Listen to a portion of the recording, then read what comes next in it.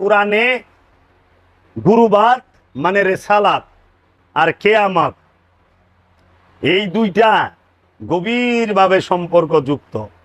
কেয়ামত আর রেসালাত, বাংলায় যদি কেউ গুরুবাদ পুনর্জন্মান্তরবাদ। মানে আমরা তো জন্মান্তর মানব না, আমরা যে মইরা যায়া কবরে হুমু আর জীবনে উঠব না, মনকার ডাকিরা ইচ্ছা উঠাইব, চাচা মিয়া উঠেন। 4টা প্রশ্নের জবাব দেন, 3টা প্রশ্নের জবাব দেন। 3টা প্রশ্ন করবো না? মান রাব্বুকা, মান দিনুকা, মান নবিয়ুকা। আচ্ছা, নবিয়ুকা তো কইব না, মা কুনতু তাকুলু হাযার রাজুল, তুমি তোমার রসুল সম্পর্কে কি ধারণা করতা? 3টা প্রশ্ন করব। এখন কথা হইলো, প্রশ্নটা করবো কারে? মরা লাশে রে না জীবিত নফসে রে? কোনটা রে? উত্তর কি নফসে দিব না লাশে দিব? লাশে উত্তর দেয়। লাশে উত্তর দিলে তো যখন এলাকার মানুষ আইসা লাশের কাপড় খুলে, হয় বেটা কি করস, তোর কি শরম লজ্জা নাই? আমি তোর চাচা লাগি, আমার কাপড় খুলস। এলাকার মানুষ গোসল দেয় না? বাইস্তেরা, বাইকনারা, ভাই বেড়াদাররা, দাদা নানারা গোসল দেয় না? মেয়েদেরকে, মেয়েরা ওই যে নাতি নাতপুররা বইনেরা করায়। তো এমন কোন জায়গা আছে যে এই জায়গায় বেলেট চালায় না? মোরায় কথা কয়? কে কথা কয় না? কারণ ওটা তো মরা লাশ, ওনে নফস নাই। কথা তো কইব নফসে, লজ্জা তো পাইব নফসে, স্বাদ নিব নফসে, দেখব নফসে, শুনবো নফসে, খাইব নফসে, হাঁটবো নফসে, বলবো নফসে, সব নফসে করে। এর লেগে নফস নাই। লঙ্গি খোলাইলেও কিছু কয় না, উপতা করলেও কিছু কয় না, শীত করলেও কিছু কয় না, গেটি ধরে ঘুরাইলেও কিছু কয় না। এক দিবে আর তোর এক চুটে বুগল তলায় মাইকা দেয়, হাই হাই রে, কিচ্ছু কয় না। আর ওই এক দিবে আতর আপনার বুগল তলা ওখানে মাইকে দিয়ে খুইলে এনতে সিগার পারতে পারতে বাইর যাবেন, কারণ এত দগ চলে যে ওই জায়গা। এটা তো খাঁটি আতর না, এটার মধ্যে কেমিক্যালটা বোঝায়, কিন্তু মরায় মাতে না। যে হারে কর্পুর ঢুকায়, আচ্ছা আপনার মধ্যে অনেক নফস আছে, নাকদা তুলা ঢুকাই ফাটাইয়া দিব সত্য না, কি করস তুই, আমরা মারবি নি? আর যাইতে কান দিয়া নাকদা তুলা ঢুকাই দেয় না, জানি হাওয়া লিক কোনা হান্দা না হয়, ভালো করে আটকা। হ্যাঁ, লাশ জিন্দা থাকবো কেমনে? নামই তো লাশ। লাশ জিন্দা থাকে না। লাশ সে রসুল প্রেমে, আল্লাহর প্রেমে যখন সে পুইরা খাঁটি হয়, তখন সে আর পচে না, পুক্ত হয়ে যায়। যেরকম মাটি থেকে ইটা তৈরি, এটা ওই মাটিটারে ভালো করে পুরেন। ইটা যে প্রথমে এটা তো মাটির চাকায়, কিন্তু ভালো করে পুড়লে মাটির ভিতরে 100 বছর থাকলো ইটা মাটিতে খাইতে পারে না, ইটা আর মাটি হয় না। তাই বিলা ওইটার মধ্যে নফস নাই। এখন প্রশ্ন তো করবো নফসের, নফস যে কবরে ঢুকছে সেই কবরে সে মন কিন্ন কির যাইব নাকি? আর নফস কোন কবরে ঢুকে? মাটির গর্তে ঢুকে না দেহ কবরে ঢুকে? নফস থাকে কোথায়? ওই যে বাউল ফকিরা যখন গান গায় বাউলরা, তখন ওনারা প্রশ্ন করে, আমি ছিলাম কোথায়, এলাম কোথায়, আবার যাব কোথায়? উত্তর হইল সুজা, ছিলাও বাবা দেহের মধ্যে, আসো বাবা দেহের মধ্যে, যাইবাও বাবা দেহের ভিতরে, দেহ ছাড়া নফসের থাকার জায়গা না। এই দেহটাই হইল নফসের জীবন্ত কবর। আর ওই যে মাটির গাড়া 3.5 হাত, ওইটা হইল ওই দেহ, মরা দেহ, লাশের কবর। লাশের কবর হইল মাটির গর্ত, আর নফসের কবর হইল জীবন্ত দেহ। এর লেগা নফসের আযাব আল্লাহ যখন দেয়, তখন এই দেহের মাধ্যমে দেয়। ক্যান্সার দিয়ে দিছে, কবরের আযাব। পাইলস দিছে, কবরের আযাব। দাঁতের বিষ, কবরের আযাব। হাঁপানি, কবরের আযাব। ছোটখাটো সব ধরনের রোগী আযাব। প্রশ্ন করছিলাম, উত্তরও দিলেন। উত্তর দিলেন অনেক লাগবে, কিন্তু গুরু ইচ্ছা বাবা জাহাঙ্গীর সহজ পথে চলে আসছে।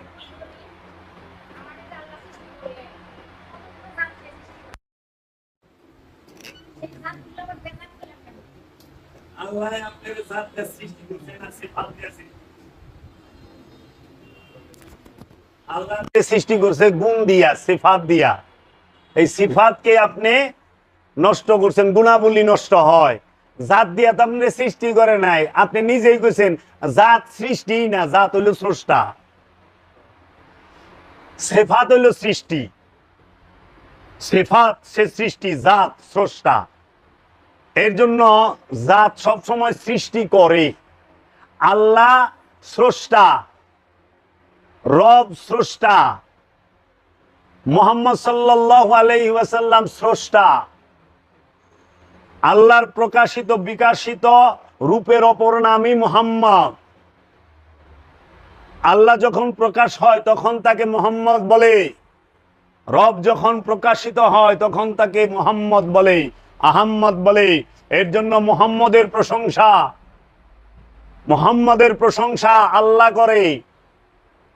মুহাম্মদের প্রশংসা মানুষ করতে পারে না, কারণ মানুষ মুহাম্মদ সম্পর্কে জানেই না। তুমি যেটা জানো না তার কি প্রশংসা করবা? হ্যাঁ, তুমি আল্লাহকে জানো, আল্লাহর প্রশংসা করো। এর লেগা আল্লাহ কইছে যে এমন এক হাবিব আমি প্রেরণ করিব, এমন এক রসুল প্রেরণ করিব, দেখবো আপনারে চিনবো আমারে। রসুল আপনার হাত আমার হাত, রসুল আপনার জবান আমার জবান, রসুল আপনার নজর আমার নজর, রসুল আপনার দিনই আমার দিন। আই হায়, আল্লাহর দিনই রসুলের দিন, রসুলের দিনই আল্লাহ।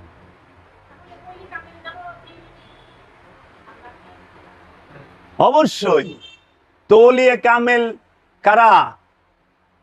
মৌলানা রুম বলছে পীরেরা জাতে খোদা এক না দিদ, নাই মুরিদো নাই মুরিদো নাই মুরিদ।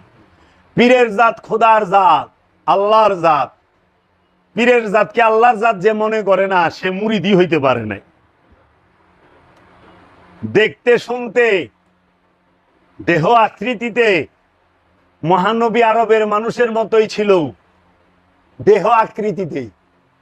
তারও একটা নাক ছিল, আরবের মানুষেরও একটা নাকই ছিল। তাহারও দুইটা চোখ ছিল আরবের মানুষে। পার্থক্যটা কোথায়? নবী আর রসুলের মধ্যে পার্থক্য কিসে? দৈহিক আকৃতিতে? আরে না, ওইটাই হলো সীমিত সাধারণ পার্থক্য। পার্থক্য হইল জ্ঞানে আর গুণে, লক্ষ লক্ষ যোজন পার্থক্য। জ্ঞান আর গুণ। রসুল আল্লাহর জ্ঞানে জ্ঞানী, আর মানুষ আমিত্বের জ্ঞানে জ্ঞানী। আমিত্বে তো জ্ঞান না, আমিত্বের হলো খায়। এর জন্য নফস আর রুহের রহস্য বুঝবার জন্য কোরআন সর্বক্ষণ তাগিদ দিছে। মানারাফা নফসাহু ফাকাদারাফা রব্বাহু। যে তার নিজের নফসকে চিনছে, কোনো সন্দেহ নাই সে তার রবকে চিনছে। আবার কোরআনে বলছে সূরা মায়েদার 105 নম্বর আয়াতে, ইয়া আইয়ুহাল্লাযীনা আমানু আলাইকুম আনফুসাকুম। হে আমানু, তুমি তোমার নফসের খবর নাও। আল্লাহ সূরা বাকারায় বলছে তানসাউনা আনফুসাকুম, তোমরা কেন তোমাদের নফসকে ভুলিয়া যাও। নফস সম্পর্কে 300-র কাছাকাছি আয়াত আছে। আমার কাছে 300 আয়াত আমার কাছে লেখা আছে, উঠাই না আছে। আমি যদি ইচ্ছা করি এখন এই 300 আয়াত একাধারে বইলা দিমু কোন সূরার কত নাম্বার আয়াত। কারণ জীবনের একটা লম্বা সময় এই রু নফসের এই রহস্য ঘাটতে ঘাটতে গবেষণা করতে করতে কাটছে। রুহ সম্পর্কে 21টা আয়াত আছে, লই আইছি যে যদি এইরকম কোনো জ্ঞানী থাকেন একটু দয়া করে আইবেন। যদি শিখাই দেন আল্লাহর ওয়াস্তে শিখা যামু, আর যদি শিখায় না পারেন দয়া কইরা চুপ কইরা থাকবেন, শিখায় যামু, দেখায় যামু। কারণ সত্য আপনি চান, সত্য আমি চাই। আমাদের লক্ষ্য উদ্দেশ্য সত্যের। এর জন্য আমাদের উদ্দেশ্য কি? আল্লাহর নৈকট্য। আমাদের উদ্দেশ্য কি? নফসের পবিত্রতা। আমাদেরকে তো আল্লাহ এই বাড়ি গাড়ি এই ক্ষমতার অধিকারী হওয়ার জন্য পাঠায় নাই। আল্লাহ আমাদেরকে পাঠাইছে যে আল্লাহর রহস্য জগতের জ্ঞান অর্জনের জন্য। এই যে অনেক কতটি মানুষ আছে না, পাইকারিদের বলে আল্লাহ সৃষ্টি করছে সব, আল্লাহ সব সৃষ্টি করছে। আল্লাহ সব সৃষ্টি করে নাই। আল্লাহ সর্বশ্রেষ্ঠ স্রষ্টা। আল্লাহর উপরে কোনো স্রষ্টা নাই। আল্লাহ কি এই দরজা কি আল্লাহ সৃষ্টি করছে? এই মোবাইল আল্লাহ সৃষ্টি করছে? এটা মানুষে বানাইছে। আপনি যে জুতা পরেন, এই জুতা কে সৃষ্টি করলো? মানুষে করছে না? আপনি কাপড় পরেন, কাপড় তো আল্লাহ সৃষ্টি করে নাই। কিন্তু আপনার নফসটাকে আল্লাহ সৃষ্টি করছে, আপনার দেহটাকে আল্লাহ সৃষ্টি করছে। এইটা সৃষ্টি করার ক্ষমতা কেউর নাই। এর লেগে আল্লাহ হলো সর্বশ্রেষ্ঠ স্রষ্টা।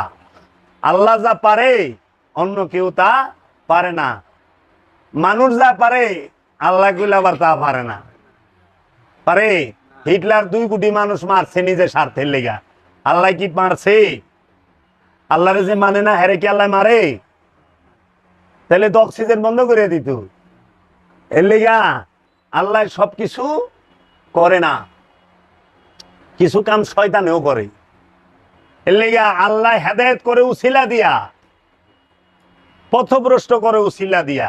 শয়তানের উসিলায় পথভ্রষ্ট হয়, আদমের উসিলায় আল্লাহওয়ালা হয়।